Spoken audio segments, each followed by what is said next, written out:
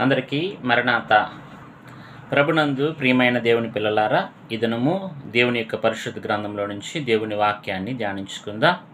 పరిశుద్ధుడైన అపోస్తలుడైన పౌలు గారు రాసిన హెబ్రీలకు రాసిన పత్రిక 12వ అధ్యాయము 2వ వచనాన్ని మనము చదువుకుందాం. మనము కూడా ప్రతి భారమును సులువుగా చిక్కులు పెట్టు పాపమును విడిచిపెట్టి విశ్వాసమునకు కర్తయు దానిని కొనసాగించువాడైన యేసు వైపు చూచుచు మన ఎదుట ఉంచబడిన పందెములో ఓపికతో పరిగెత్తుదుము.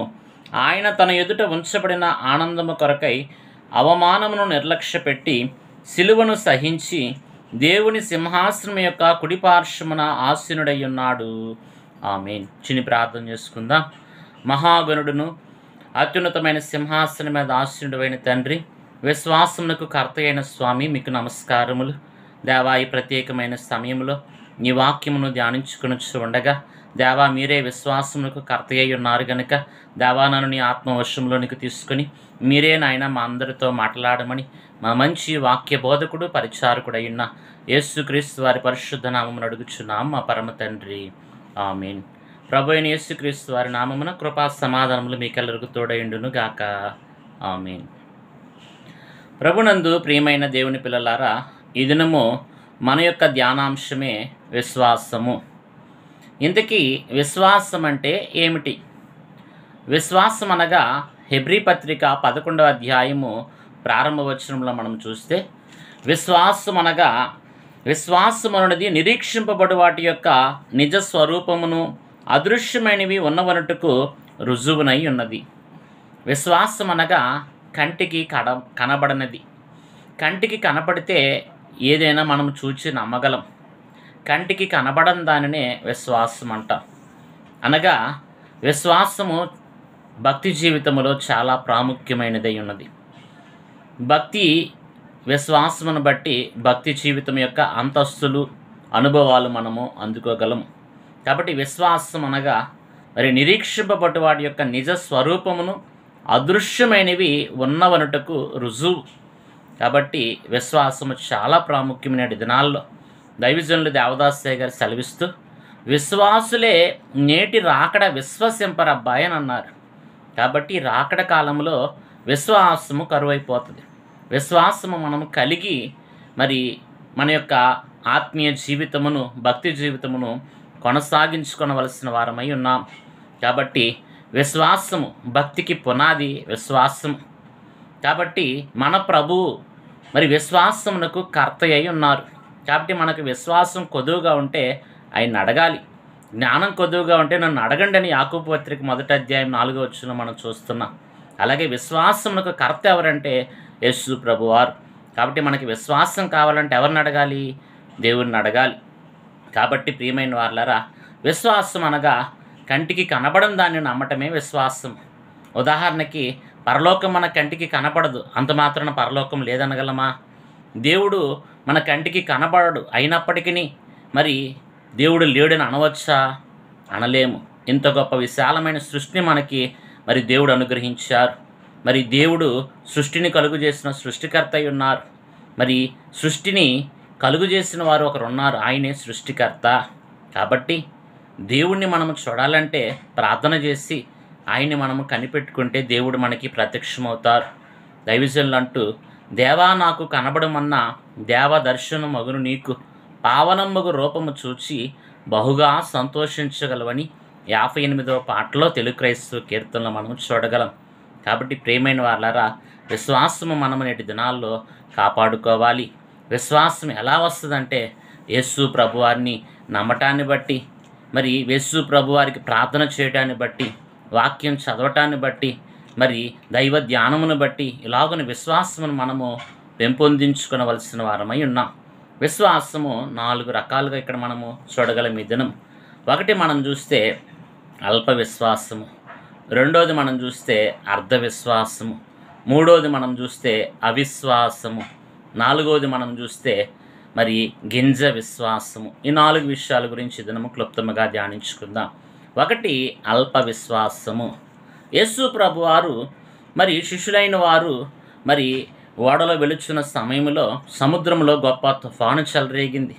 శిష్యులైన వారే యేసు ప్రభువారు అరమరలో ఆయన అమరములో ఆయన విశ్రాంతి తీసుకున్నప్పుడు ప్రభువుని తట్టి లేపి, మేము నశించిపోతున్నాం ప్రభువా, నీకు చింత లేదా అని ఆయన లేపినప్పుడు ప్రభు వారిని గద్దించి, అల్ప విశ్వాసులారని గద్దించి లేచి గాలిని సముద్రమును గద్దింపగా అది మిక్కిలి నిమ్మలమైనట్లుగా పరిశుద్ధ గ్రంథంలో మనం చూస్తున్నాం.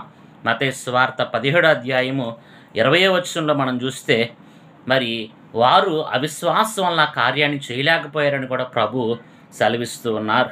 కాబట్టి ప్రియమైన వాళ్ళారా, పేతురు గారిని కూడా చూచి ప్రభువారు అన్నారు.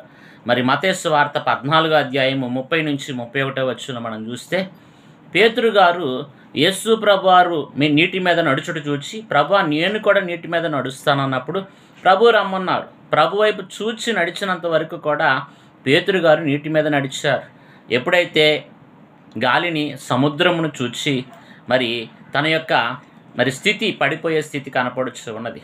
ప్రభు అన్నారు, అల్పవిశ్వాసి ఎందుకు సందేహపడితివి అని పేతురు గారిని గద్దించినట్లుగా మనం చూస్తూ ఉన్నాం. కాబట్టి అల్ప విశ్వాసము కూడదు. దైవజనులు అన్నారు,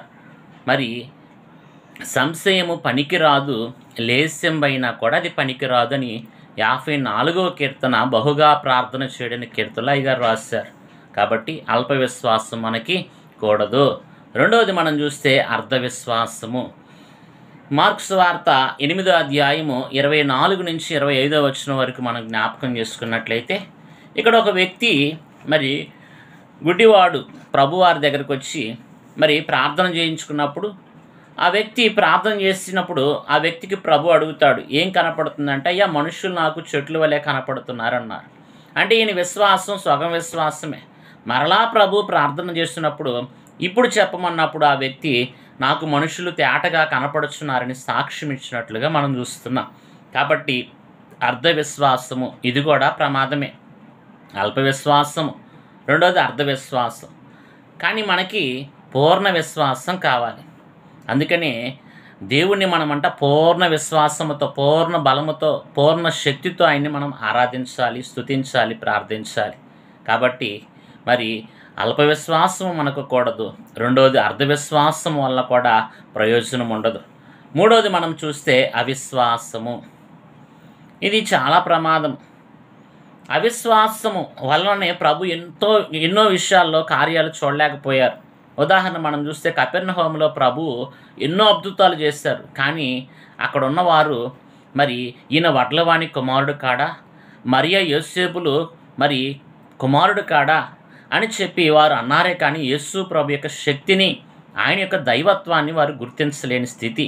ప్రభు ఎన్ని అద్భుతాలు చేసినా అక్కడ వారు నమ్మని స్థితి. కనుక వారు అవిశ్వాసం వలన ప్రభు అక్కడ 1-2 కార్యములు తప్ప, కొద్ది కార్యములు తప్ప ఎక్కువ కార్యములు అక్కడ చేయని స్థితి మనం చూస్తున్నాం. చూడండి, మత్తయి సువార్త 13వ అధ్యాయం 58వ వచనములో వారి అవిశ్వాసం వల్లనే ప్రభు అక్కడ ఏమీ చేయలేరు. అలాగే మార్కు సువార్త 6వ అధ్యాయం 5వ వచనంలో కూడా అవిశ్వాసమును బట్టి అంట ప్రభు అక్కడ కార్యాలు చేయని స్థితిని మనము చూస్తూ ఉన్నాం. అందుకనే తోమా గారితో కూడా ప్రభు అన్నారు, యోహాను సువార్త 20వ అధ్యాయం 27వ వచనములో, ఇదిగో అవిశ్వాసివి కాక తోమా విశ్వాసివై ఉండువని ప్రభు సెలవిచ్చిన వారై ఉన్నారు. కాబట్టి ప్రతి ఒక్కరిలో కూడా అవిశ్వాసం అలుముకుంటుంది. శ్రమ కాలంలోనో, కష్టకాలంలోనో, అనారోగ్య కాలంలోనో దేవుడు నన్ను బాగు చేయలేదు, దేవుడు నన్ను జ్ఞాపకం చేసుకోలేడు, దేవుడు నా యొక్క కష్టంని తీసివేయలేదు, నాకున్న జబ్బుని తీసివేయలేదని చెప్పి చాలామంది అవిశ్వాసంలోకి వెళ్తారు. కాబట్టి ఈ అవిశ్వాసము కూడా చాలా ప్రమాదము. కాబట్టి అల్ప విశ్వాసం మనకి పనికిరాదు. రెండోది అర్ధ విశ్వాసము మనకి మనలో నుంచి తీసివేసుకోవాలి. మూడోది అవిశ్వాసం మనలో ఉన్న తీసివేసుకోవాలి.